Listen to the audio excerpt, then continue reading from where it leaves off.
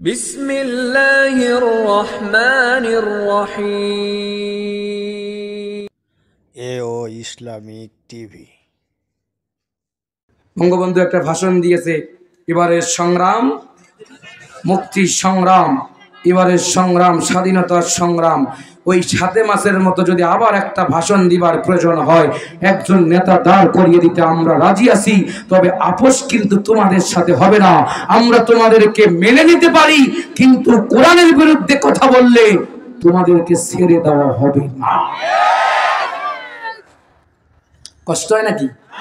গাজীপুরের মানুষেরা কিন্তু মানে বর্তমান সমাজের ১ নাম্বার ইমানদারের কাতারে আছে। মাঝে মাঝে ব্যানার গুলো দেখি আর কলিজাটা ভরে যায় যে গাজীপুরে ৩০ জন গ্রেপ্তার, আমি কই আরো ১০ জন হোক। কথা কয় না কেন? গার্মেন্টস শ্রমিকরা শুধু গার্মেন্টসের মধ্যেই থাকে না, তারা বুঝাই দেয় আমরা সুই দিয়া সুতা দিয়ে গাঁথতেও যেমন জানি, আমরা ইসলামের কাজও তেমন করতে পারি। গাজীপুরের মানুষ আর গাজীপুরের মাটি ইসলামী আন্দোলনের ঘাঁটি। গাজীপুরের মাটি আল্লাহর কোরআনের পাখি তৈরি করার ঘাঁটি। ও আল্লাহর বান্দা বান্দিরা কান লাগান, জিকিরের কথা আমি বলছিলাম। এই জিকিরটা কি? আল্লাহ রাব্বুল আলামিন জানায় দেন বান্দারে, জিকির হলো এইটা, সকাল আর সন্ধ্যায়, মাগরিব আর মাশরিকি, সব সময় যদি আল্লাহর স্মরণ করতে পারো, আমি আল্লাহ রাব্বুল আলামিন তোমাদেরকে ফেরেশতা দিয়া বিজয় দিয়া দিব। ছোট্ট একটি উদাহরণ দিলে ক্লিয়ার হবেন। আল্লাহর নবী সাহাবী হযরতে সাদ ইবনে আবি ওয়াক্কাস রাদিয়াল্লাহু তাআলা আনহু বিশ্ব নবীকে জানাই দিলেন, ইয়া রাসূলুল্লাহ, ওগো আল্লাহর নবীজি, আপনি যদি অনুমতি দেন, ইসলাম শুধু এই দেশেই রাখবো না, মিশরেই রাখবো না, আফ্রিকার জমিনে কালেমার পতাকা উড্ডীন করব। রাতের বেলায় আপনি যদি অনুমতি দেন, ইয়া রাসূলুল্লাহ, আমি আর ঘরে বসে থাকবো না। বিশ্ব নবী বললেন, সাদ ইবনে আবি ওয়াক্কাস রে, কোথায় যেতে চাও? ইয়া রাসূলুল্লাহ, সাহাবীদেরকে সঙ্গে নিয়া, আমি তলোয়ার তীর ধনুক বল্লম নিয়া আমি একটা ব্যানার বানিয়ে রাতের বেলা আফ্রিকার কোন এক জঙ্গলে অবস্থান করে, ফজরের আজান হবে, দাজলার খনস্রাত নদী পাড়ি দিয়ে কালেমার পতাকা, ইসলামের পতাকা, কালেমার জিকির, আল্লাহর জিকির আমি জাতির সামনে পৌঁছিয়ে দিতে চাই। বিশ্বনবীর সাহাবী সাদ ইবনে আবি ওয়াক্কাস জঙ্গলের মধ্যে চলে গেলেন, ডাক দিয়া বললেন, হাসবুনাল্লাহ নি'মাল ওয়াকিল নি'মাল মাওলা ওয়া নি'মান নাসির। আমি বোঝানোর জন্য বলছি, কতটা কান লাগায়।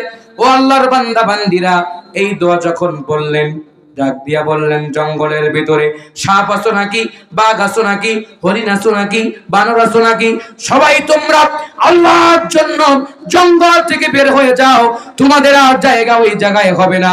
নবীর সাহাবীদেরকে জায়গা দিয়ে দাও। সঙ্গে সঙ্গে বলার সাথে সাথে বাঘের লাইনে বাঘ, সাপের লাইনে সাপ, হরিণের লাইনে হরিণ, দুম্বার লাইনে দুম্বা, সমস্ত প্রাণীরা জঙ্গল থেকে বেরিয়ে গেলেন।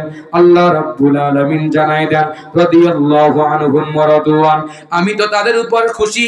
আল্লাহর জমিনে আল্লাহর দ্বীন কায়েম করতে গিয়া যারা জীবনকে বিলিয়েছেন, জীবনকে আল্লাহর রাস্তায় কোরবানি করেছেন সাহাবীরা, ও জঙ্গলের প্রাণীরা, তোমরা আর দেরি করো না, সাহাবীদেরকে জায়গা করে দাও।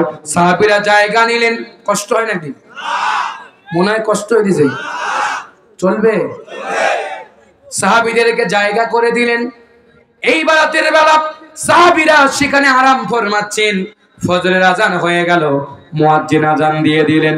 এমন সময় প্রবল বেগে বাতাস যখন উঠে গেল, আল্লাহর নবীর সাহাবী সাদ ইবনে আবি ওয়াক্কাসের একজন সফর সঙ্গী, হাতের মধ্যে একটা বাটি ছিল, বাটিটা সঙ্গে সঙ্গে এইবার হাত থেকে পড়ে সমুদ্রে চলে গেল।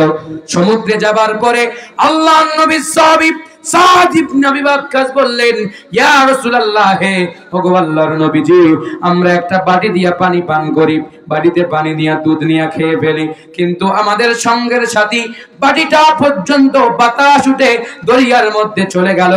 ওগো নবীজি, আপনি দোয়া করুন যাতে আমার হারানো বাটিটা ফিরে আসে।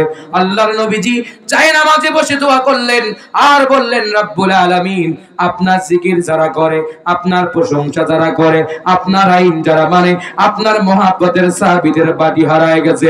ওগো আল্লাহ, এই বাটি আমি আপনার নবী হয়ে বললাম, ও আল্লাহ, আপনি যদি চান দরিয়ার মাছ থেকে বাটি ফেরাই দিতে পারেন।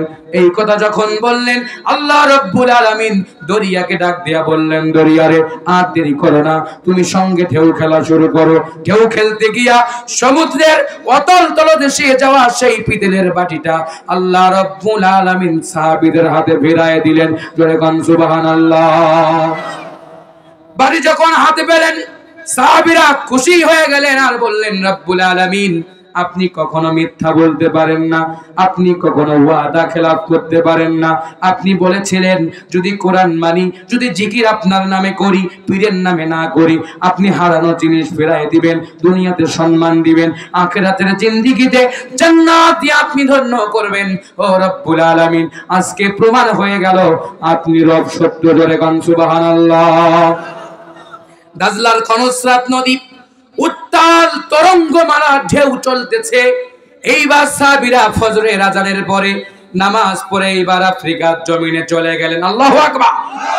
আল্লাহ রাব্বুল আলামিন সুন্দর করে তরঙ্গের অতল তলদেশ থেকে ঢেউ যখন উঠতেছিল, আল্লাহ রাব্বুল আলামিন স্পিড বোট লাগলো না, নৌকাযান লাগলো না, স্টিমার লাগলো না।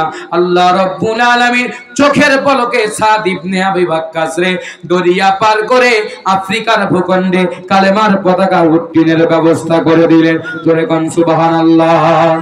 বিশ্বকবি আল্লামা ইকবাল বলেন, বাতিল সে দবনে ওয়ালে আয়াশমা নেহি হাম,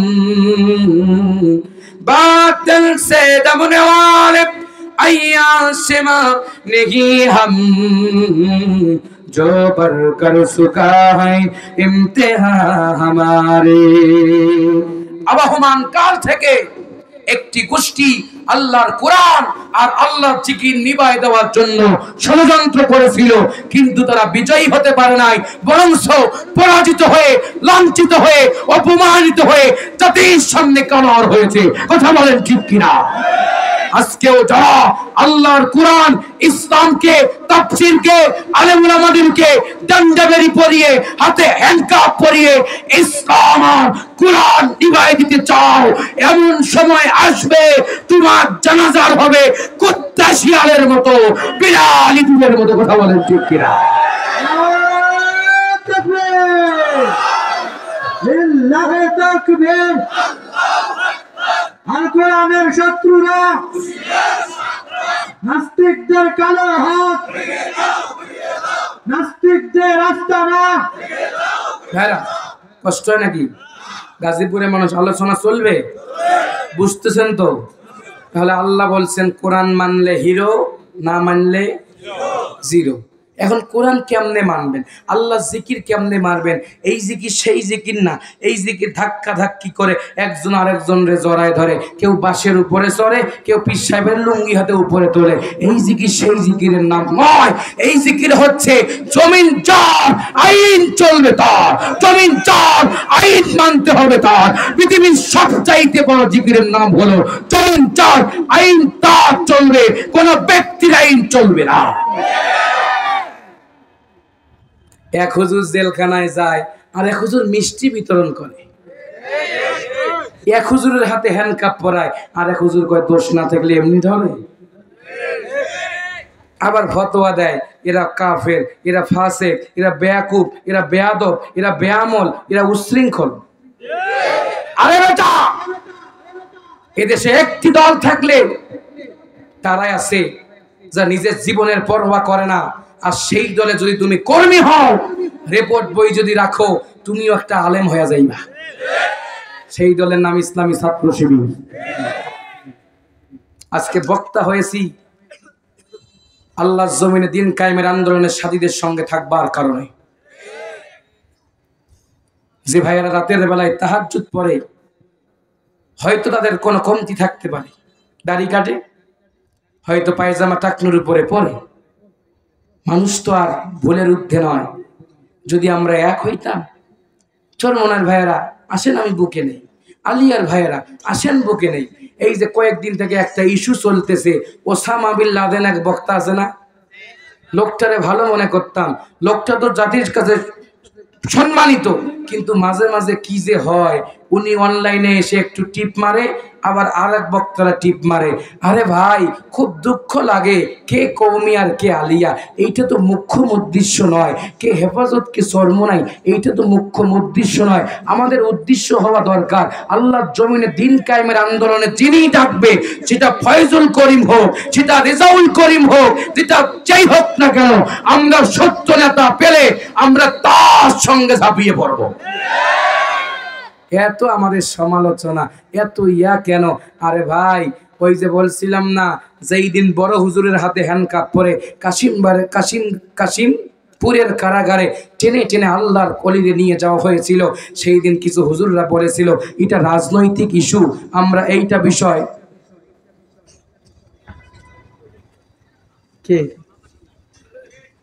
আমরা এইটা বিষয় নিয়ে কোনো কথা বলতে চাই না।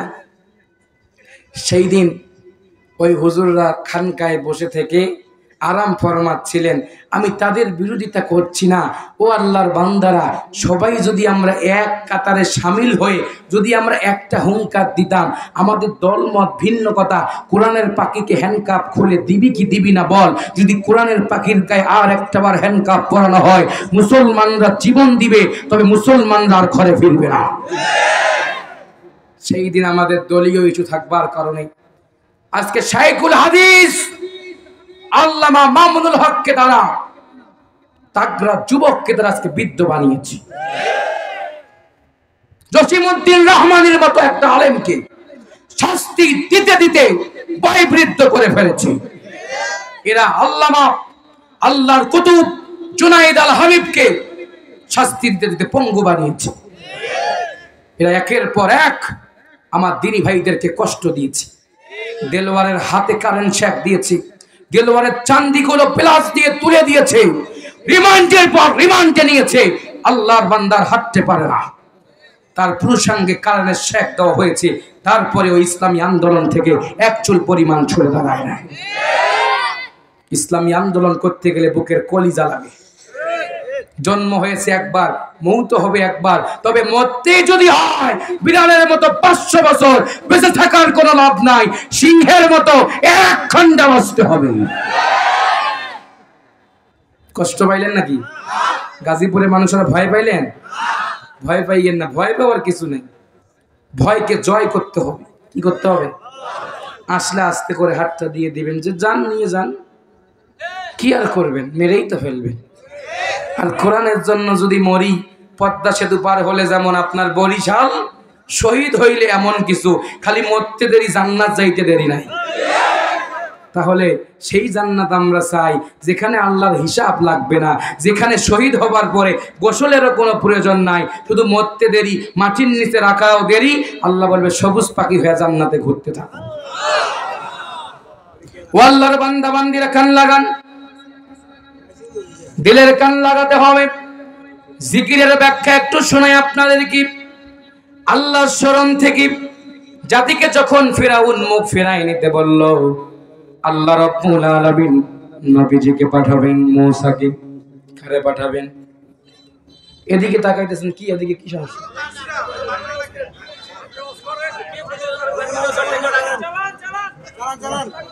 ও আল্লাহর বান্দা বান্দিরা, মাথার সমস্যা, তাদের রোগ ঠিক করার ট্রিটমেন্ট আমার কাছে আছে। কথা কন না খায়? সব কিছুর মূলে হইল, সব কিছুর মূলে কি?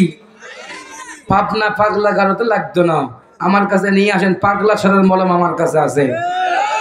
5 ইঞ্চি ব্যাট দিয়া সামনার পিছনে খালি মার হবে, শব্দ হবে না, পাগলা নিজের থেকে করবে। আর হুজুর পাগলা মিনো করতো।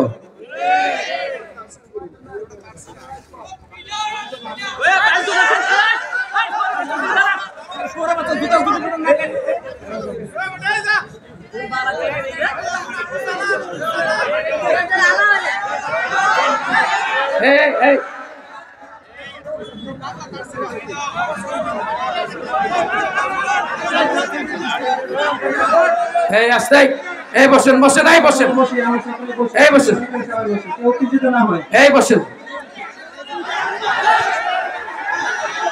এই আসতে, এই আসতে, এই বসেন, এই বসেন। আমরা সকলেই মেহেরবানি করে বসি। এই বসি ভাই, বসি সবাই বসি ভাই, বসি।